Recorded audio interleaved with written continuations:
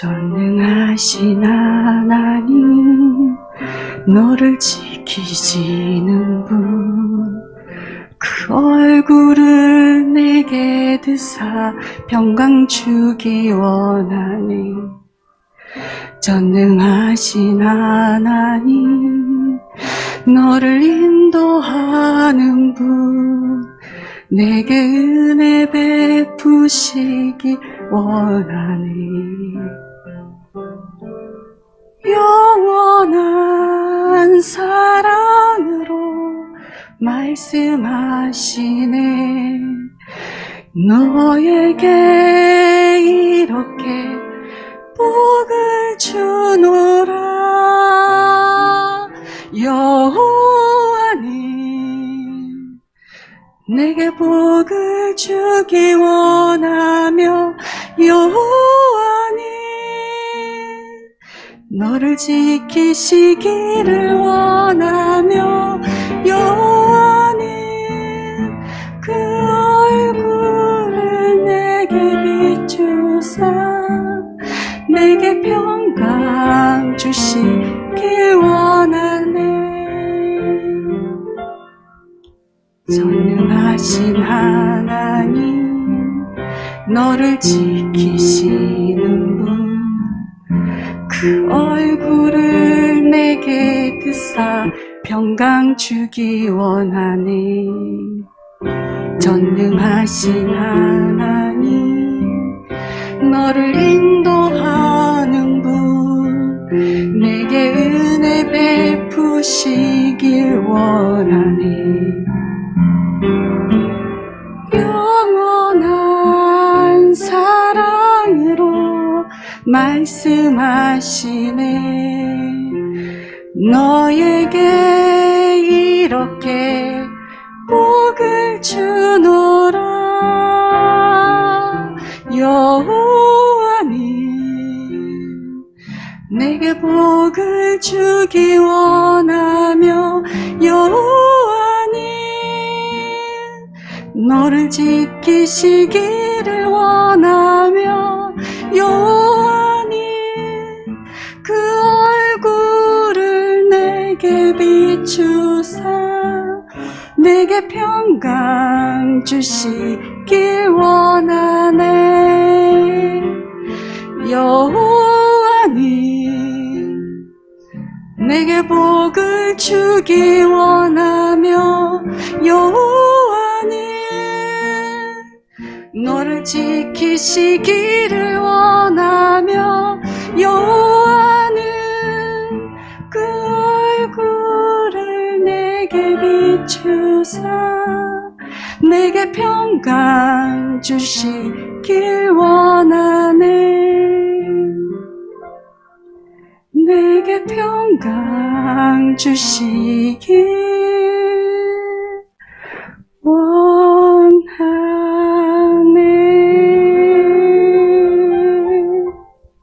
맥주감사주일은 주술감사주일과 더불어 감사절기라고 생각하시면 됩니다. 이스라엘 민족들이 맥주감사절을 지키게 된 것은 하나님의 명령에 의해서 지킨 것입니다. 사람이 만들어서 지킨 것은 아니고요.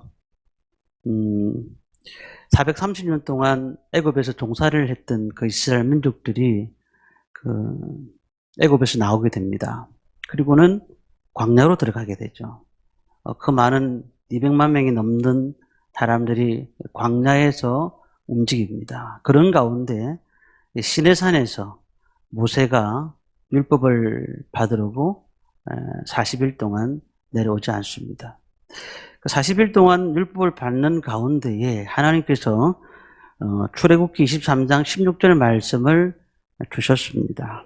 맥주절을 지키라. 이는 내가 수고하여 이룬 것을 연종의 밭에서부터 거두어 저장함이니라.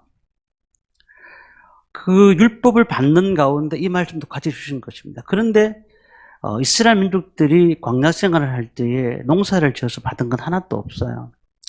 만나를 통해서 매일 거두게 하셨고, 그리고 하나님께서 주시는 은혜대로 입고 먹고 살았던 사람들이 이스라엘 민족들입니다. 그런데 어떻게 해서 농사를 지을 수가 있느냐? 어떻게 해서 할 수 있느냐? 근데 나중에 보니까 가나안 땅을 들어가게 되었을 때 이 가나안 땅에 농사를 지을 수 있도록, 그때는 이제 만나가 그치게 된 것이죠. 농사를 지었을 때에 이 말씀이 그들에게 대입되게 된 것입니다. 맥추절을 지키라. 이는 내가 수고하여 이룬 것을 연중에 밭에서부터 거두어 저장함이더라. 그 다음부터 맥주절을 지키기 시작한 것입니다. 풍성한 열매를 하나님은 거둘 것이라고 미리 예언하시고, 그리고 난 다음에 너희들은 이제 만나가 아닌 직접 너희들이 수고해서 열매를 거두게 될 것인데 그 첫 열매를 하나님께 드리라 라고 말씀을 하셨다는 겁니다. 그럼 우리는 이 맥주 감사절이 어떤 의미가 있는가? 우리는 6월달까지, 지난주까지 6월달이었습니다. 6월달까지 하나님 은혜로 살아왔습니다. 6개월 동안 지켜주셨던 그 하나님의 은혜를 감사하는 주일이다. 이렇게 보면 될 것 같습니다. 뭐 옛날처럼 밀과 보리 같은 농사를 짓지 않는다 할지라도 지금 우리가 하나님이 명령하셨던 그 맥주 감사절은 지금까지 하나님의 은혜로 살아왔다. 하나님께서 우리 가정에, 우리 개인에, 우리 직장에, 우리의 모든 일 가운데서 하나님의 도우심이 있었기 때문에 지금 이 자리에 있는 것을 감사하는 주일이다. 이렇게 생각하시면 될 것 같습니다. 우리가 뭐 6개월 동안 아프지 않았습니까? 또한 힘든 일이 없었습니까? 또한 굉장히 답답할 일도 많이 지나갔습니다. 그렇지만 지금 와보니까 하나님의 은혜로 다 되었다라는 것을 고백하는 겁니다. 우리가 감사를 많이 하시는지 모르겠습니다. 늘 우리는 입속에서 능력이 나타나니까 늘 감사하십시오. 하나님 감사합니다. 또 우리 성도님들 만날 때마다 감사합니다. 사랑합니다. 고맙습니다. 이런 우리가 고백하는 모든 것들이 우리 속에서 나오는 것이 되고 그로 인하여서 복을 받을 수 있는 놀라운 은혜가 우리 가운데 넘친다는 사실을 알 수가 있습니다. 사람들이 참 하기 힘든 게 감사합니다, 사랑합니다, 고맙습니다. 어찌 쉬운 것 같은데 굉장히 하기 힘든 것이라고 생각이 되어져요. 제가 책을 한 권 소개를 할까 합니다. 일본 작가 고에케 히로시가 지었던 책입니다. 2억 빚을 진 내게 우주님이 가르쳐준 운이 풀리는 말버릇. 뭐 이게 내용을 보면 좀 약간 사이비 같은 느낌이 드는데 그런 게 아니고 아주 독특한 제목인데 이곳에서 고에키 히로시가 적은 이 책에서 실제로 자기는 2억의 빚을 갖고 지고 있었습니다. 2억의 빚을. 근데 늘 2억에 대한 부분들이 너무 스트레스를 받으니까 부정적인 생각을 늘 가지는 거예요. 그때 생각을 해보니까 그렇게 살아서는 안 되겠다. 내가 2억의 빚을 지고 있지만 이제 긍정적인 삶으로 변화돼야 되겠다는 생각을 가지게 된 것입니다. 그리고는 생각을 했습니다. 내 인생의 난이도를 결정하는 것은 내 자신이다. 말에는 강력한 에너지가 들어있는 것 같고 잠재의식을 통해서 평소의 말처럼 인생이 바뀌어간다. 감사합니다, 사랑합니다를 5만 번 좀 외치자. 아주 간단하고 멍청해 보이는 이 방법이 때로는 최고의 보약이 된다. 쭉 그렇게 이제 적어 놓은 거예요. 그리고는 아무 것에 대해 생각도 없이 무조건 감사합니다, 감사합니다, 감사합니다를 말했더니 다른 선택이 보이기 시작했다. 감사합니다를 외치기만 해도 마음이 평안해져서 일 처리가 더 잘 되고 삶의 수준이 상승된다. 이렇게 적어 놨어요. 우리가 늘 감사하시길 바랍니다. 입속에서 자꾸 감사하다는 얘기를 자주 하시기 바랍니다. 5만 번은 하지 못하더라도 하루에 5번만 하십시오. 5번만. 감사합니다. 감사합니다. 고맙습니다. 감사합니다. 문자를 통해서도 꼭 그 사람 만나지 못하더라도 감사합니다. 고맙습니다. 사랑합니다. 이런 얘기들은 그 사람들의 마음에 감동을 주는 얘기고 자신도 마음속에 평안을 찾는 날이 될 것입니다. 우리가 감사해야 됩니다. 감사의 조건이 뭐 많아서 감사하는 건 아니에요. 늘 우리 가운데 하나님이 은혜를 주셨지 않습니까? 그렇기 때문에 우리는 감사하는 겁니다. 혹시 그리 아니하실지라도 우리는 감사하는 것이에요. 왜냐하면 하나님이 감사하라, 범사에 감사하라고 말씀하셨으니까 늘 우리는 감사하는 삶을 살아야 된다는 겁니다. 사도 바울이 어떤 고백을 했습니까? 나의 나된 것은 하나님의 은혜로 되었다라고 고백을 합니다. 오늘 우리 맥주감사절을 지키는 모든 성도님들이 이 진정한 감사를 통해서 하나님 앞에 영광 돌리시기를 간절히 주님의 이름으로 축원합니다. 저희 교회도 맥주감사절 11번째 감사주일을 지킵니다. 짧다면 짧고 길다면 긴 시간이 많이 지나갔습니다. 많은 분들이 교회를 오셨고, 또 어떤 분은 돌아가셨고, 어떤 분은 이사를 가셨고, 또 다른 분들이 오시기도 하고, 저는 이 자리를 한 번도 빠지지 않고 지키고 있으면서 늘 11년을 지켜보면서 오늘 말씀을 묵상하며 그런 생각이 들었습니다. 참 감사할 일이 많다. 하나님께서 우리를 은혜를 주셔서 이렇게 목회할 수 있는 것이 얼마나 감사한지, 그러니까 믿음 안에서 살 수 있는 것이 얼마나 감사한지. 그래서 우리가 인생이 야곱처럼 130년이 살지 않는다 할지라도 그 야곱이 무슨 고백을 했냐면 험악한 인생을 보냈다고 자신이 고백을 했잖아요. 우리 삶들을 보면 참 어려운 일들이 많았습니다. 그런데도 불구하고 우리는 늘 감사해야 되는 거예요. 왜냐하면 하나님께서 그 험악한 인생을 보내는 가운데서도 인도하셨고 은혜를 주셨고 함께 하셨다는 사실을 우리는 믿어야 된다는 겁니다. 오늘 본문 속에 들어가 볼까요? 본문 속에 이 험악한 인생을 보낸 사람들이 나와요. 10명의 나병 환자들이 나옵니다. 이들은 아마 공동체 생활을 했던 것 같습니다. 왜 그러냐면 그 당시 나병이라면 전염병이라고 생각하죠. 그래서 같이 살아요. 따로 살게 되면 다른 사람한테 옮길까 싶었어. 그런데 예수님이 예루살렘에서 이제 지나가는데요. 막 지나가는 모습을 그 10명의 나병 환자들이 본 것입니다. 뭐라고 했습니까? 13절에 예수 선생님이여 우리를 불쌍히 여기소서 소리를 쳤다고 해서 예수 선생님이여 우리를 불쌍히 여기소서. 예수님에 대한 지금까지 들었던 얘기들, 그리고 예수님이면 우리의 병을 고칠 수 있다는 사실을 그들은 확신했던 것이죠. 그 안타까운 부르짖음을 듣고 난 다음에 주님이 말씀하십니다. 14절 상반절에 가면은 가서 제사장들에게 너희 몸을 보이라 이렇게 말씀하셨어요. 너희가 믿음으로 구원됐으니까 믿고 이제 너희 몸을 제사장한테 보이고 이제 가정으로 돌아가서 행복하게 살아라 라고 말씀하시는 것이 축약됐다고 볼 수가 있습니다.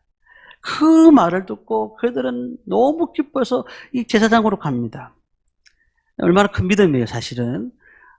예수님께서 직접 그를 만져주지 않았는데 예수님 말씀만 듣고 가가지고 그 제사장 앞에 갔습니다. 그런데 믿음으로 나아갈 때에 14절 하반절 보면은 그들이 가다가 깨끗함을 받았다라고 되어 있어요. 가다가 깨끗함을 받았다. 자신들의 병이 나았다라는 것을 얘기하는 겁니다. 지금까지 10명의 나병 환자들이 서로 아픔을 나누고 힘들어하고 있는 그런 가운데 있었지만 예수님을 만나는 그 순간 예수님께서 제사장한테 보여라, 그러면 나을 것이라는 그 말씀을 듣는 순간에 그들은 얼마나 기뻤겠습니까? 그런데 그들이 정말로 나았다는 사실입니다. 그런데요, 그 9명의 나병 환자들은 나음을 놓고 어디로 갔어요? 다 집으로 돌아갔습니다. 근데 한 명의 사마리아 나병 환자 한 사람만이 예수님께 돌아와서 감사를 드리고 있는 모습입니다. 9명의 나병 환자가 오진 않았고요. 다 집으로 가버렸습니다. 그리고 한 명의 나병 환자만 예수님께 돌아와서 감사합니다. 이 모습을 본 주님은 안타까운 마음으로 이렇게 말씀하십니다. 17절 보니까 10사람이 다 깨끗함을 받지 아니하였느냐? 그 9은 어디 있느냐? 이 이방인 외에는 하나님께 영광을 돌리러 돌아온 자가 없느냐라고 물으셨습니다. 한 명이 돌아온 사마리아 나병 환자를 향해서 19절에 보니까 일어나 가라, 내 믿음이 너를 구원하였느니라. 자, 오늘 우리가 이 말씀을 지켜보면서 그런 생각을 하잖아요. 우리가 인생 가운데서 얼마나 감사가 소홀한지. 정말, 너무 그냥 저 사람이 나를 도와줬고, 정말 내가 저 사람 때문에 큰 은혜를 입었는데 불구하고, 우리 입으로는, 생각으로는 감사한지 모르지만, 지나고 나면 그냥 감사가 안 나와요. 입으로, 고맙습니다는 말이 못하는 거예요. 바꿔 얘기해서 한 명만 혹시 집에 돌아갔다면 이해가 될 수 있지만 그 9명이 집으로 돌아가고 한 명만 감사하다는 말을 하고 있다는 겁니다. 토레이 목사님이 쓰신 책에 이런 얘기가 있습니다. 미국의 미시간주에 풍랑이 일어났습니다. 그 바다에 풍랑이 일어났습니다. 배 한 척이 이제 파손이 된 겁니다. 근데 그곳에 파손된 모습을 보고 사람들이 밑에 들어가는 모습을 보면서 한 수영 선수가 바다로 뛰어들어가지고 23명이나 건졌습니다. 그 지역 신문에 아주 그냥 훈훈하게 기사가 난 것이죠. 그 일이 있고 난 다음에 몇십 년이 지났습니다. 토레이 목사님이 이제 설교를 하십니다. 오래전에 미시간 주에서 이런 일들이 일어났는데 참으로 놀랍지 않습니까? 한 사람이 이렇게 23명을 살렸는데. 그런데 그 설교를 하고 내려왔는데 어느 연세가 지극한 노인 한 분이 목사님을 찾아와서 목사님 제가 그 청년입니다 라고 말을 하더래요. 그래서 같이 얘기하는 가운데서 당일실로 들어오라 해서 같이 얘기하는 가운데서 그래 당신이 겪었던 일 중에서 어떤 것이 가장 인상 깊습니까? 라고 목사님이 물었더니 그가 하는 말이 그 23명 중에 한 사람도 고맙다, 감사하다는 말 하는 사람이 아무도 없었다는 거예요. 크리스마스 편지 한 장, 카드 한 장 보낸 사람이 아무도 없었다는 사실이에요. 23명이 자기 목숨을 살려줬던 그 수영 선수한테 감사하다는 말을 아무도 안 했다. 그것이 섭섭합니다라고 얘기를 했다는 거예요. 그 9은 어디 있느냐? 주님이 우리에게 말씀하십니다. 그 9명은 어디에 있느냐라고 말씀하고 있는 겁니다. 아니, 주님께서 이렇게 말씀하지 않았지 않습니까? 병이 낫거든 제사장에게 가라. 그리고 나한테 다시 와라. 말씀하지 않으셨습니다. 그리고 나한테 감사해라. 이런 말씀도 하지 않으셨습니다. 그리고 혹시 감사하지 않으면 그 나병이 재발할 것이다. 라고 말씀하지도 않으셨습니다. 그런데 주님은 9은 어디 있느냐? 그 섭섭한 마음을 감추지 않으셨다는 겁니다. 감사는 어떤 업무도 아니고 또한 조건도 아닙니다. 감사 안 한다고 해서 병이 재발하고 은혜가 저주로 바뀌는 것도 아닙니다. 주님은 자발적으로 돌아와서 감사하는 그 한 명에게 정말 하나님의 은혜를 주었습니다. 그래야 마땅하지 않느냐? 그래야 마땅하지 않느냐? 우리는 늘 감사할 일이 많으면서도 그냥 불평할 일을 자꾸 찾고 있어요. 불평할 일. 그냥 짜증나는 일만, 화가 나는 일만 찾는 거예요. 그렇게 찾으면 끝도 없는 거예요. 계속 좋지 않은 생각들이 계속 머리를 지배하게 되는 것이죠. 탈무드에 나오는 아주 유명한 명언이 하나 있습니다. 감사를 모르는 자를 벌하는 법을 하나님께서 만들지 아니한 것은 감사할 줄 모르는 자를 이미 불행으로 벌하셨기 때문이다. 아니, 감사하지 않는다고 벌금을 내거나 감옥에 가두지는 않잖아요. 그런데 감사할 줄 모를 때 그때부터 불행이 시작된다는 거예요. 감사 반대가 뭐예요? 불행이에요. 우리는 늘 감사하시길 바랍니다. 감사할 때 이미 복을 받고 있는 겁니다. 감사할 때 복을 받고 있는 거예요. 자, 오늘 본문이 보여주는 또 하나의 진리는 이런 감사할 때 놀라운 하나님의 복이 임한다는 사실을 오늘 기억해야 된다는 겁니다. 먼저는 감사하는 성도는 하나님께 영광 돌리는 복을 받습니다. 하나님께 영광 돌리는 복을. 우리 15절 말씀을 함께 읽겠습니다. 15절 말씀을 같이 읽습니다. 그 중에 한 사람이 자기가 나은 것을 보고 큰 소리로 하나님께 영광을 돌리며 돌아와. 하나님 앞에 영광을 돌린다. 하나님께 영광 돌리는 것 같다는 거예요. 같다는 거예요. 사람이 제일 된 목적이 무엇이죠? 하나님을 영화롭게 하고 영원토록 그를 즐거워하는 것입니다. 우리가 하나님의 선하심에 대해서 늘 감사하는 사람들은 주 앞에 늘 영광 돌립니다. 주님이 하셨습니다. 주님의 은혜입니다. 오늘 내가 살아가는 것도 주님의 역사입니다. 주님의 도우심입니다. 늘 우리는 입에서 그런 고백을 하게 되어 있습니다. 그런데 우리가 언제부턴가 그런 얘기들을 잘 하지 않아요. 불평이 자꾸 입에서 나오는 거예요. 불평이 나오는 거예요. 고린도전서 10장 31절 보니까 그런즉 너희가 먹든지 마시든지 무엇을 하든지 다 하나님의 영광을 위하여 하라. 하나님의 영광을. 우리가 주의 일을 많이 하는 분들도 계시고 또 이렇게 예배에 참석하시는 분도 계시지만은 우리가 주의 일 하는 분들도 마찬가지고 똑같습니다. 신앙생활을 한다고 하지만 어떨 때는 하나님이 받으실 영광을 인간이 가로챌 때가 너무 많습니다.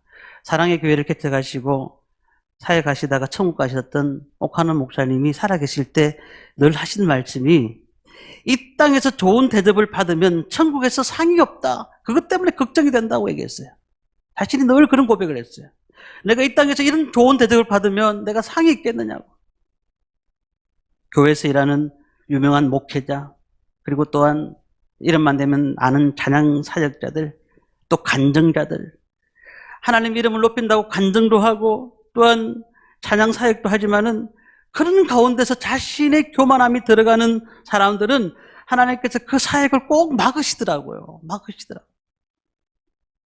저를 비롯해서 주의 일을 하시는 성도님들은 늘 겸손한 자세로 주의 일을 하시기를 바랍니다.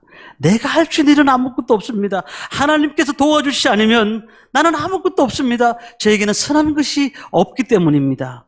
그런 고백을 하시기를 바랍니다.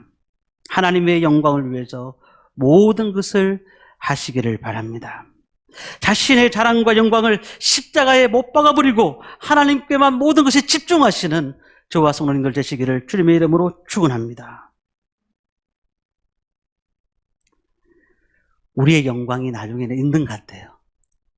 하나님 앞에 영광 올려드립니다. 이렇게 하면서 우리 자신이 뭔가를 했던 것에 대한 뿌듯함, 그리고 누군가가 옆에서 수고했다고 말해주기를 바라는 그런 마음들, 인간이니까 왜 그런 건 없겠습니까? 하지만 정말 우리가 더 하나님 앞에 나갈 때마다 겸손한 모습으로 주님께서 하십시오. 주께서 인도해 주십시오. 주께서 우리를 살려주십시오. 우리 가운데 역사해 주십시오. 라고 하나님 앞에 온 영광을 돌리고 주님 앞에 감사로 찬양하는 성도들이 되셔야 된다는 겁니다. 사실 교회 목회자들의 가장 큰 목적은 교회 부흥입니다. 어느 목회자들이 교회 부흥을 위해서 기도하지 않는 목회자가 어디 있겠습니까? 근데 갑자기 교회가 부흥이 되었어요. 하나님 은혜로 목사님들도 기도 많이 하시고 우리 성도들도 은혜 가운데서 부흥이 되었습니다. 근데 갑자기 교회가 힘들어지는 거예요. 그 이유는 뭘까?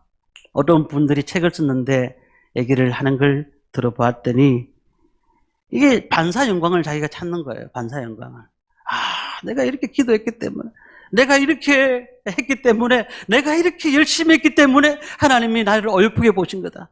물론 그 말도 틀린 것은 아니지만, 그러나 우리라는 이름이 그곳에 들어가 있다는 것 자체가 하나님의 영광을 가로막는 것이 되는 것입니다. 옛날에 어른들, 목회자들이 성전 건축을 얼마나 귀하게 생각했는지 몰라요. 지금도 교회들이, 우리 한국에 엄청난 교회들이 세워져 있잖아요. 성전 건축이 하나님의 복이에요, 사실은.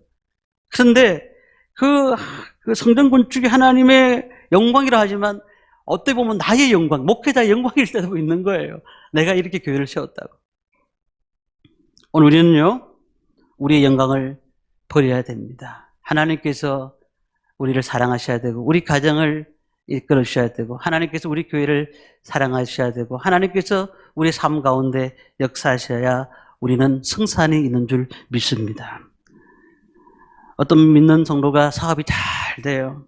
그러니까 사업이 너무 잘 되니까 이제 교회가 자기 이제 오기가 힘드신 거예요. 그러니까 교회를 처음에 사업 안 될 때는 막 기도하는 거예요. 하나님, 우리 사업을 정말 긍휼히 여겨 주셔서 잘 되게 해 주십시오. 근데 진짜 사업이 진짜 잘 되니까 신앙생활 안 하는 거죠. 이게 뭐예요? 하나님의 영광을 가로채는 것 같은 것이라는 겁니다. 우리 인생 가운데서 무엇을 하든지 하나님께 영광을 돌리시기를 바랍니다. 사도 바울이요, 얼마나 2000년 역사 가운데서 가장 수고한 사람 아니겠습니까? 그런데 그가 이런 고백을 했습니다. 나의 나 된 것은 전적으로 하나님의 은혜로 된 것이다 라는 고백을 했다는 겁니다. 하나님 도움이 없이는 자신이 살 수 있는 것이 없다라는 겁니다. 6개월을 지났습니다. 우리가 6개월을 어떻게 보내셨습니까? 1월부터 6월까지. 모든 세월은 하나님이 우리에게 은혜를 주셨기 때문에 지금까지 달려온 것입니다. 내가 예수 믿은 것도 하나님의 은혜고, 내가 이 자리에 있는 것도 하나님의 은혜고, 내 자녀들이 잘 성장한 것도 하나님의 은혜고, 늘 우리는 감사가 넘쳐야 돼요. 하나님이 이끌어 주셨기 때문에, 하나님이 도와주셨기 때문에, 하나님이 역사하셨기 때문에 이 자리에 와 있다는 사실을 늘 기억하시기를 바랍니다. 두 번째는 감사하는 성도는 인정받는 복을 받습니다. 인정받는 복. 16절 말씀을 우리 함께 읽겠습니다. 16절 말씀입니다. 예수의 발 아래에서 엎드려 감사하니 그는 사마리아 사람이라. 자, 9명의 사람들은 이스라엘 사람들이었는데 한 사람은 사마리아 사람들. 제가 한번 사마리아 사람에 대해서 말씀을 드렸잖아요. 그들은 혼혈인이라서 특별히 이스라엘 사람들이 동족이라고 취급을 하지 않습니다. 근데 그는 오늘도 말씀을 보니까 정말 유대인들은 하나님을 잘 섬긴다고 하면서 막 열심을 다해서 했는데 이 사마리아 사람은 우리하고 거리가 멀다. 저 사람은 하나님이 저들을 지옥에 뗄감으로 쓸 것이다 했던 그 사람들인데 불구하고 그 사람이 먼저 하나님 앞에 영광을 돌리고 있잖아요. 30년, 40년 우리가 교회를 다니고 오랫동안 예수를 믿는 성도들도 많습니다. 믿음의 가정에 대를 이어서 가정의 신앙생활을 잘하는 분들도 많습니다. 그렇다고 해서 하나님께 영광 돌리는 것은 아니에요. 믿음이 좋다고 해서 귀한 직분을 가졌다고 해서 그렇다고 해서 하나님 앞에 영광 돌리는 것은 아닙니다. 하나님께 감사할 줄 모르는 사람들은, 하나님께서 인정하지 않는 사람들은 아무리 내가 지금까지 쌓아놓은 것이 엄청나다 할지라도 그것은 하나님 기뻐하시는 사람이 아닌 거라는 거죠. 오늘은 하나님 은혜에 대해서 지금 내가 받는 은혜에 대해서 먼저 감사하시기를 바랍니다. 그 감사가 나와야 하나님께서 그 감사를 통해서 또 햇빛도 주시고 하나님의 놀라운 은혜도 주시는 것입니다.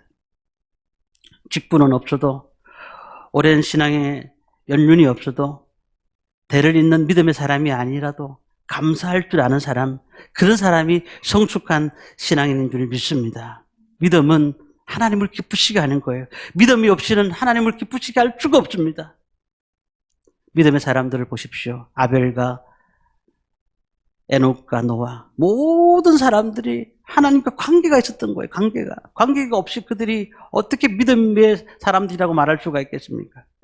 오늘 이 사마리아 나병 환자는 예수님께 직접 돌아와서 감사함으로써 진정한 신앙인의 복을 받게 되었다는 사실입니다. 마지막 세 번째는 감사하는 성도는 구원의 복을 받게 됩니다. 하나님이 우리에게 왜 감사하라고 하셨을까요? 감사 그 자체가 복이라고 말씀드렸습니다. 그런데 이 9명의 사람들은 어떻게 했을까요? 그들은 감사하지 않았습니다. 그들이 제일 생각했던 것은 이 나병을 고치는 것이었습니다. 다시 말하면 지금 자신의 육신의 병을 고치는 것이었습니다. 19절 말씀 보면, 그러나 이 육신의 나병을 고침도 받았고 이 사마리아 사람들은 영혼 구원의 복도 받았다는 사실이죠. 19절 그에게 이르시되 일어나 가라, 내 믿음이 너를 구원하였느니라 하시더라. 이 나병 환자들이 10명이 똑같은 게 뭘까요? 자신의 병을 고침받았다는 겁니다. 문제는요, 그들이 어떤 삶을 살지를 생각해 보십시다. 그들은 결국은 나중에는 다시 병을 얻을 수도 있고 결국은 죽게 되는 것입니다. 다 죽게 되는 거예요. 그들이 잠깐 병을 고친 것에 만족하고 기뻐한 건 너무 감사한 일이지만 그러나 그들의 영혼의 구원은 받지 못했다는 거예요. 우리가 늘 생각해야 될 것이 이것입니다.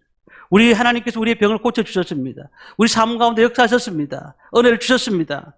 근데 문제는요, 이 사마리아 나병 환자는 영혼의 병까지도 고침을 받았다는 사실입니다. 우리가 왜 육신의 병에만 몰두하느냐는 거예요. 우리의 영혼에 시들리고 아프고 어려운 문제를 하나님이 만져주시고 고쳐주시는 것이 더 중요하다는 거예요. 결국 죽고 말 인생에 대해서 집착하고 말았던 그 나병 환자들 9명보다는 정말로 감사함으로써 그 영혼의 병까지 고쳐줬던 그 사마리아 나병 환자는 얼마나 하나님 은혜를 크게 받았느냐는 것입니다. 오늘 우리의 삶들 가운데 영혼의 문제가 해결돼야 될 줄 믿습니다. 9명의 환자처럼 정말 하나님 내가 필요한 것은 물질입니다. 필요한 것은 이것입니다. 저것입니다라고 하나님 냈다 하고 주셨어요. 근데 그것이 전체를 다 우리 삶을 만져주지는 못하는 겁니다. 그러니 늘 힘들어하는 거예요. 이거 필요하면 또 이것에 대한 만족이 조금 지나가면 없어지고 이것이 필요하면 이걸 줬는데도 조금 있으면 없어지는 거예요. 그런데 우리에게 필요한 것은 그것도 중요하지만 너 영혼이 구원받는 것, 너 영혼이 하나님 앞에 온전히 되는 것, 이것을 지금 예수님께서는 말씀하고 있다는 것입니다. 오늘 우리는 감사하시기를 바랍니다. 이 땅에 살아갈 때에 많은 일들이 우리 가운데 벌어지지만 그리 아니하실지라도 내 마음에 되는 데가 아니라 그냥 막 뭐라 할까요? 마음대로 되지 않는다 할지라도 그래도 우리는 이 사마리아 사람과 같이 주님께 즉시 돌아와서 감사하시기를 바랍니다. 말씀을 마칩니다. 6개월간에 우리 성도님들 제가 다 물어보진 않았지만 어려움들이 아픔들이 다 있었을 것입니다. 그런데 하나님께서는 그 어려움과 아픔 가운데서도 분명히 일하셨을 겁니다. 10명 중에서 9명은 감사하지 않고 갔지만 1명의 사마리아 나병 환자는 하나님의 은혜를 감사함으로 왔습니다. 그래서 하나님 앞에 영광 돌리는 복, 인정받는 복, 구원의 복을 받았다는 사실이에요. 오늘도 우리가 더 큰 복을 이 땅에 받으면서 사셔야 되잖아요. 가장 귀한 영적인 복을 누리면서 이 세상에서 아무도 줄 수 없는, 누구도 우리한테 줄 수 없는 영적인 복을 누리면서 살아드리는 저와 모든 성도님들 되시기를 주님의 이름으로 축원합니다. 우리 같이 찬양합니다. 감사 찬송